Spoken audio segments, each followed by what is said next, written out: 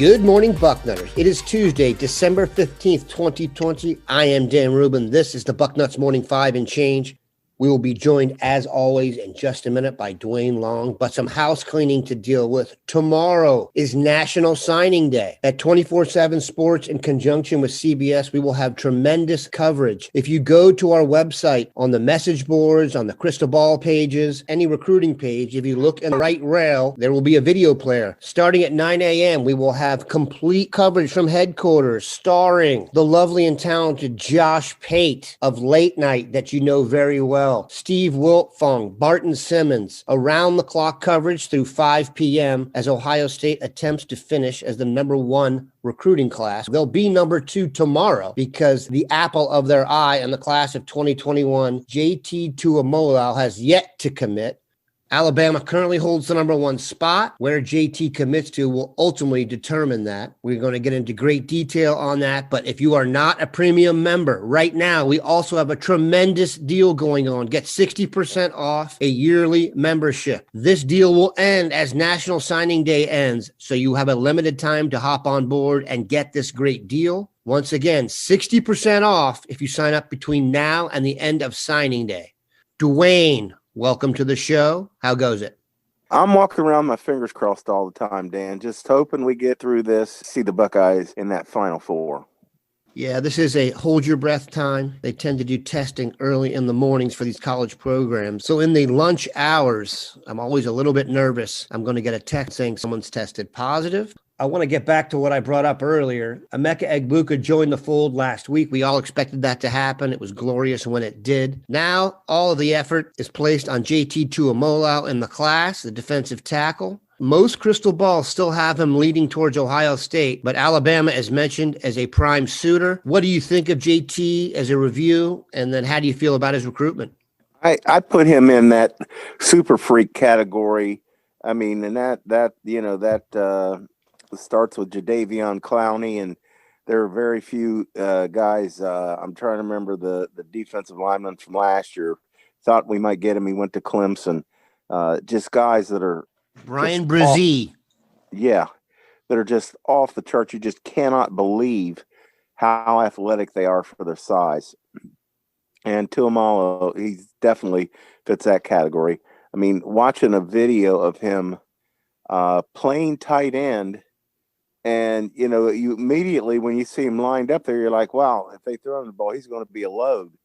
Well, what I noticed right off the bat was they couldn't catch him. They're chasing him, guys that he outweighs by 100 pounds. They're chasing him down the field, and they can't catch him. Okay, so forget about having to tackle him. First, you got to catch him. So this guy is just one of those absolute freaky individuals with athleticism off the chart. You just do not see human beings that big able to move like he does. Absolute. And with what's going on with we've had a good run of bringing tackles in, but that's starting to run out. Well, we see what happened with cornerback when we started losing guys early, and just the room, the defensive back room started to get a little thinner. Well, we're starting to look that way at tackle too. We're these guys are getting up there. They're getting to be guys that are going to either go early. I'm very worried about Togiai going early. He's just having such a monster year. A 3-sack defensive tackle. I mean, in one game, he got 3 sacks. The number of pressures he's putting up, we'll see. I do think that he may go get a projection high enough that he could leave us early. We're starting to get thin there, and he could come in. The one thing we could sell Tuimoloau on is you're not just going to play as a freshman. You're going to play a lot. You could even start. I mean, we could try that on him because he is just that kind of super athlete, and that wouldn't be a lie. It really would not be a lie if we said that to him, because the kid is really special. Mike Hall, who was an absolute stud at defensive tackle, himself a native Ohioan. If they do get JT, I think that would be the best combination of defensive tackles they've maybe ever gotten. So hopes are high. As they pursue JT, they have a chance to look back on the class they've already crafted at signing days here, and it's a wonderful group of players. We've talked about the group ad nauseum, but is there someone we haven't talked about enough that you wanted to highlight? Yeah, I agree with you on Mike Hall. Mike Hall is very underrated, even though when you look at where he's at in the 247 position, he is number 4 in the nation, and we still don't talk about how dominating this kid can be. That is one of the key building blocks for the future with the defensive tackles. This guy can play. I still think Ben Chrisman is vastly underrated. I think he's a tackle all the way. I think he could be a left tackle. But the guy that I'm going to say is just not getting his what he needs is the attention that he deserves is Tyleik Williams. He's the kid from Virginia that he's number 12 defensive tackle. You got to watch his film. That it's just amazing. He's 330 pounds. That's what he's listed as. And usually coaches aren't going to add weight like that to a guy that doesn't need it. If he's 300 pounds, which is what he looks like, that's plenty for a defensive tackle. That's real nice. Actually, you could say it's ideal. Dan, he plays sometimes as a stand-up defensive end. That's how athletic this guy is. You want to talk about a freak. He definitely is a kid that has not gotten what he deserves. And I believe that where he plays at Unity Reed, Manassas Unity Reed. I believe he's got a pretty high level of competition there, and how dominating he is and some of the plays he makes as a guy that size. It's amazing. And as I said, he does not look 330 pounds. If you said he's 300 pounds, you'd say, yeah, I think this might be the absolute steal of the class. I also like Jansen Dunn. I think that he could be a really outstanding safety for us. There's some guys that are just not getting a spotlight on them, and they deserve it. About 20 some odd years ago, my first ever job in this business was down the street from Stonewall Jackson High School. That high school has changed its name to Unity Reed. That is big school football. Sean Murphy plays on the team. Guys in that league were Deshaun Hand at Woodbridge. Tyleik Williams is getting a baptism by fire in high school. So that's all good, and we appreciate Duane's input on that. We're going to take a quick break, come back, and talk Big Ten championship game. All right, we are back.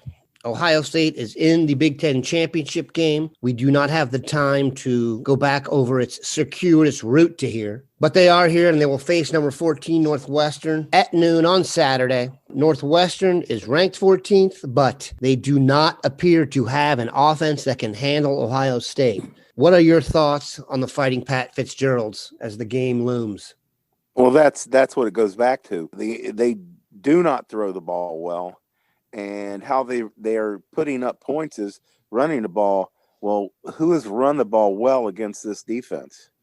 I mean, as soon as got Haskell Garrett back in there, it just changed everything up front. Togiai and Haskell Garrett. Tyrone Vincent is also playing very well when he comes in, and then those guys keeping Tough Borland clean has allowed him to have the best year of his career. I just don't see him being able to score points.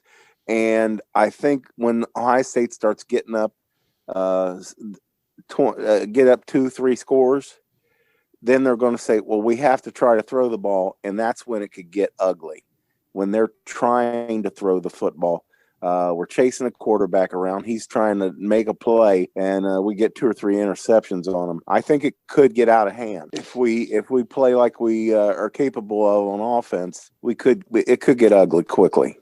Northwestern is going to know real early whether or not they can run the ball. I'm curious to see how they approach it, because they have to know it's going to be very difficult just to line up and run the ball right at Ohio State. The quarterback, Peyton Ramsey, we all know. Moeller High in Cincinnati, and then Indiana. We saw a little bit of him there. They don't have the downfield passing game to threaten Ohio State. That said, I do believe that Pat Fitzgerald will pull a Greg Schiano. We are going to see some crazy stuff in this game. reverses, halfback passes, whatever. They're going to have to get creative. I would imagine they pull out all the stops. Last time they tried to play Ohio State straight up, Pat Fitzgerald was quoted as saying they would have had a better game against their own twos. I don't think he's going to try and do that. Bucknutters, if you've yet to sign up for a premium membership, now is the time to do it with signing day looming. And again, we will have wall-to-wall coverage. CBS HQ and 24/7 Sports Video will be accessible from the site starting at 9 a.m. We'll run through 5. You'll get every single update needed. We appreciate Duane stopping by. Right now, stay tuned for West Coast insider Brandon Huffman giving you the absolute latest on JT Tuimoloau. Over the weekend, Huff, the biggest commitment of the weekend, Emeka Egbuka, the number 1 rated receiver in the country, 5-star prospect from the state of Washington, announced that he was committing to Ohio State and he will be signing with the Buckeyes this Wednesday.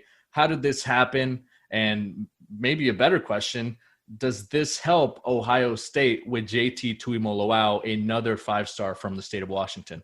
Well, the first part of that question is, how did this happen? It was a fantastic recruiting job by Brian Hartline, by Ryan Day. They offered him, Steve, you and I were both there in San Antonio the day that Emeka ran the 4.4240 at the All-American Combine 2019. He was offered by Ohio State that weekend, took a visit out there in the spring of 2019, got to take his mom and his stepdad out there to get a visit and a view of Columbus, went back in the fall when Ohio State hosted Wisconsin, so we got a game day atmosphere, which was he was able to kind of take in the whole weekend during a game weekend, but also went there for an unofficial in the spring to spend time with, at the time, new head coach Ryan Day, get to know Brian Hartline. So he already had enough of Columbus, enough of understanding for Columbus. Washington obviously was close to home. It's a school he's been to a number of times, but there was a lot of speculation that a visit to Oklahoma, which was supposed to be taken in April, for an official that got pushed back because of the pandemic and then ultimately canceled.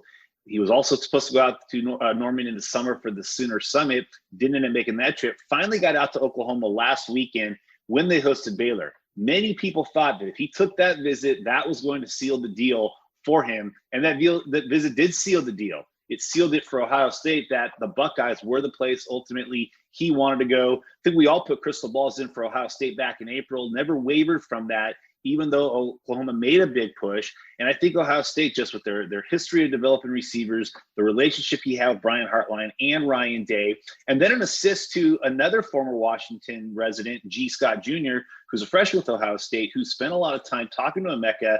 I think all of those factors carried him, and he ultimately picked Ohio State. The last line of the story that I wrote on Emeka's commitment to the Buckeyes was, me and G, we are for sure going to get JT to come to Ohio State. So I think if you're an Ohio State fan, you got to be very excited about the early inroads that the Buckeyes made in Washington with G. Scott and then Emeka Ebuka, because it might ultimately bring the biggest prize of all, our number 1 player in the country in the 2021 class.